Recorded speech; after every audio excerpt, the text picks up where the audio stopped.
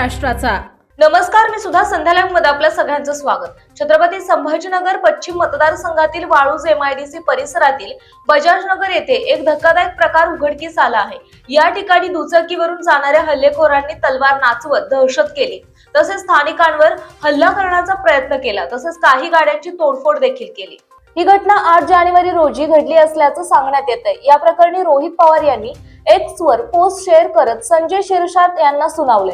रोहित पवारांनी लिहिलं की राज्याला दररोज ज्ञानामृत पाजणारे राज्याचे समाज कल्याण मंत्री संजय शिरसाट साहेब यांच्या मतदारसंघातील गुंडांचा हा नंगा नाच बघा, अशा आशयाची रोहित पवारांनी पोस्ट करत संजय शिरसाट यांना चांगलं सुनावलं। राज्याला दररोज ज्ञानामृत पाजणारे राज्याचे समाज कल्याण मंत्री संजय शिरसाट साहेब यांच्या मतदारसंघातील गुंडांचा हा नंगा नाच बघा। भर दिवसा तलवारीच्या माध्यमातून अशी दहशत पसरवली जाते।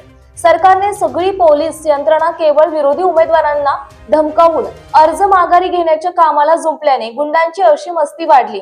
याला जनता मतपेटीतून उत्तर दिल्याशिवाय राहणार नाही, अशी पोस्ट करत त्यांनी खाली संजय शिरसाट यांना मेन्शन देखील केलं आहे। ताज्या आणि महत्त्वपूर्ण बातम्या पाहण्यासाठी आजच आमच्या संध्या लाईव्ह न्यूज चॅनलला YouTube वर सबस्क्राईब करा आणि बेल आयकॉन प्रेस करा।